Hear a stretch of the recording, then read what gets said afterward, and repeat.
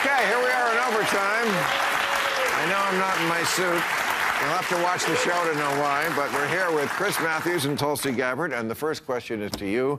Tulsi, should women be required to register? So, what you're about to watch is Tulsi Gabbard on Bill Maher earlier in 2024, just absolutely demolishing establishment narratives, from military drafts to Ukraine peace deals.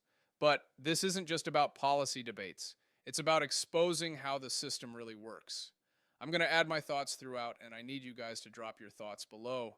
Let's get into this together. For the military draft. I saw this. This is so interesting. The Democrats, so great at politics. I don't know why they brought it up now. I mean, men, I almost forgot this. Men do still have to register for the draft. Nobody gets... Well, this is actually something that they also just changed in the legislation through the National Defense Authorization Act. Just a few weeks ago, is now men don't have to register because they're automatically registering them as soon as they turn 18. Okay. So you don't have to actually, you don't get to fill out a card or anything anymore. But I remember I was about to be registered. I just turned 17 in 1973 when they were still drafting for Vietnam, and it was like, that was the year. It was like, oh, we're not, oh, it's like, oh boy, did I luck out on that one. But they still registered you. Now the Democrats in an election year have brought this up for I don't know what reason, saying, now we want women to register because there's 250,000 women in the military right now. And if something was so catastrophic that we did have to draft people, why shouldn't women go? But why bring it up in an election year are my two questions. Well, first of all, we shouldn't have a draft. At all? No, I don't think so. What if it's an emergency? Well, the fact that they're bringing this up now, to me, points to the fact that the only reason we would need a draft is because our warmongering politicians are starting wars that they know the American people aren't going to support. When you look at what happened after they the didn't attack start the wars. Well, when you look at what happened, you look at what happened after the attack on Pearl Harbor. Thousands and thousands of people from all across the country set aside their lives and volunteered because they wanted to go and fight for freedom and security and for peace. And you look at what happened after the attack on 9/11. So many Americans like myself, we enlisted to be able to ensure the safety, security, and freedom of the American people. And so when you look, to me, it's a big red flag that they're bringing this up right now, first of all, as we have multiple wars burgeoning around the world. But as a you know, I've been deployed 3 times to different war zones. I don't want to be in a foxhole next to somebody who doesn't want to be there, first of all. That bond and that trust that exists between servicemen and women who are, you know, when bullets are flying is so essential. You don't want to have somebody next to you who's like, hey, I don't want to be here. I don't want any part of this. That sometimes it's creates just numbers. A huge problem. Come on. Sometimes well, it's just you're talking about life and death. I mean you're talking about life and death. I know, but exactly. And if we need that numbers of troops, they just aren't. The people in Gen Z, they're not going to volunteer.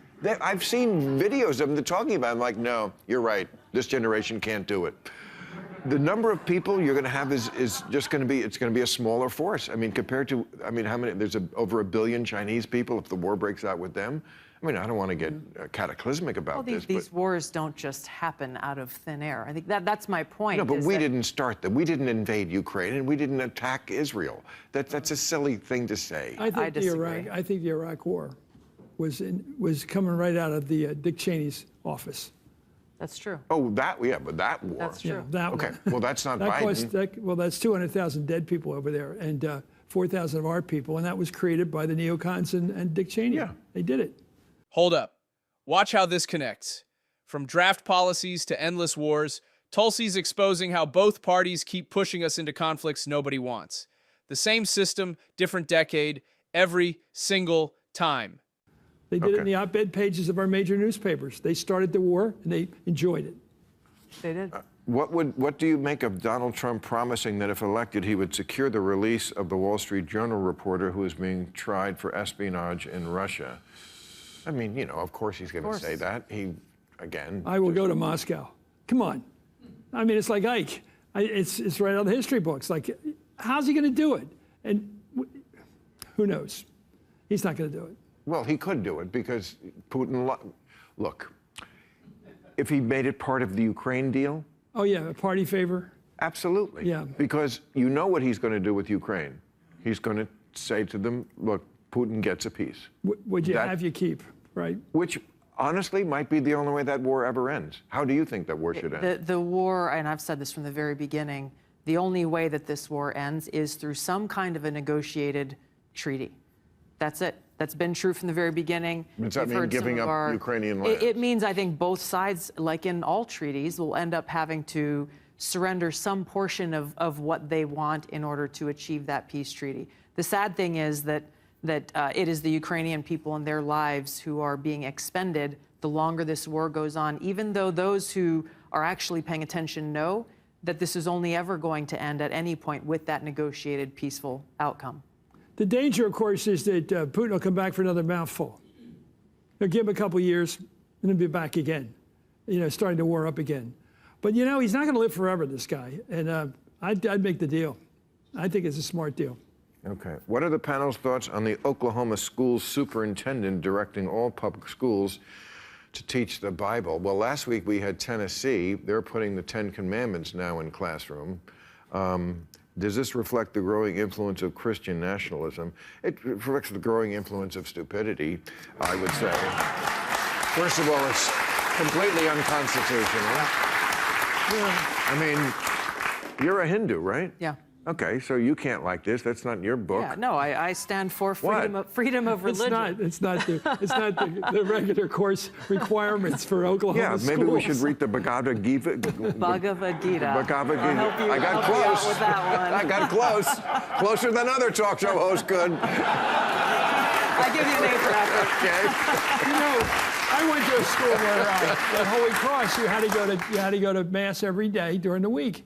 And eventually, what happens is, people have comic books in their missals. They start going they show up because that's what the rule is. Yeah. But they don't pray. Well, I think to me, what the First Amendment is all about is that we should have the freedom to be able to pray in the way that we choose or not at all. And that should also be allowed in our schools. But the freedom of religion says that we will not have a state-sponsored religion. So no Bible in the classroom. I'm saying if a kid wants to go and pray and read from a Bible, but I think awesome. This is saying the school is going to provide it. I mean, yes, you can have it in your desk or something. Well, this is where the moral majority came from. It all started with the no prayer in public schools. And that's when these people realized, hey, we're missing out on politics. We've got to get into the political world. And that's where the moral majority came from. It was very powerful to where we're at right now, in fact. Okay, now that WikiLeaks founder Julian Assange, oh, good, let's get to this. What? Oh, it's good. Me too. Has pled guilty to espionage and secured his freedom. I didn't see this coming, by the way. I didn't think he'd ever get out. What will his legacy be? Yes. Time served. Time served. He served 6 years, and that's what he's getting. No, but they're talking about his legacy, and that's what I want to know. Is he a heroic crusader exposing government lies, or he is a reckless traitor who was endangering our freedom? Yeah, I mean, it depends who you ask. I think that the more people you. have been, I think that he is an example of his prosecution, the charges against him are one of the biggest attacks on freedom of the press. Now, this is crucial. Notice how the conversation shifted from war to truth-telling?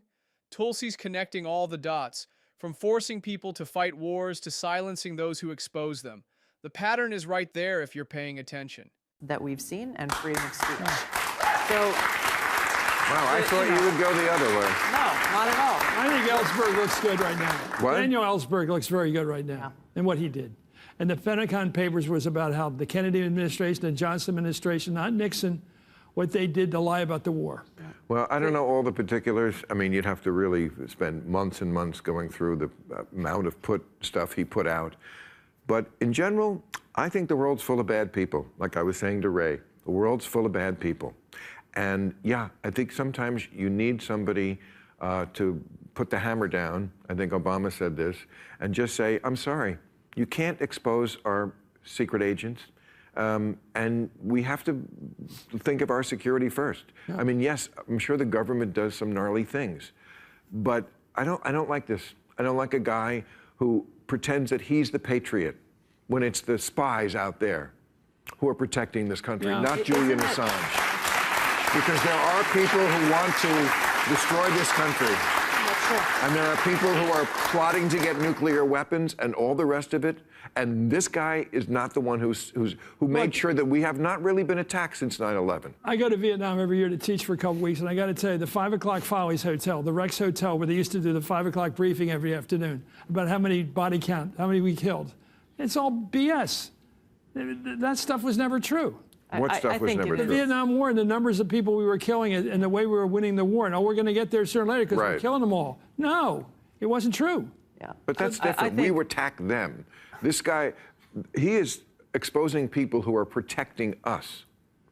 We are the ones who have been attacked. Okay, I agree. But what he exposed really is how our own government was violating our own civil liberties and trying to cover up things that were very embarrassing to our government. And I think that's the essence of the responsibility of a free press and why it's so important for our democracy. Okay. One more. This is for you, but we can all answer it. Which rising Democratic star are you most excited about? Like, if, say, Joe Biden decided not to run. Who would you? I like, because I've always liked Pelosi because she was a hell of a leader. And well, we can't replace him with her. But she picked Hakeem Jeffries. She picked Jeffries. Jeffries. Oh, Hakeem Jeffries. Okay. As the potential next speaker. And I think that she's a very remarkable person. She raised 5 kids before she ran for anything. And she said the secret to her success is finesse and how you deal with all these different squad leaders and all these people and how you keep them all happy. I think she shows some wisdom. And I think picking Hakeem is a pretty smart move. I think he's going to be the next leader, big time. Okay, thank you, guys. Appreciate it. Thank you, audience. Appreciate you coming. Listen, you guys, what we just watched wasn't just about the military draft or Ukraine or Julian Assange. This was about how the system works. From forcing young people into wars nobody wants, to negotiating peace deals that protect the elite, to controlling what truth gets out. Tulsi just exposed how all of it connects. If you're ready to see more of these systemic breakdowns, hit subscribe and drop Truth Exposed in the comments. We're just getting started.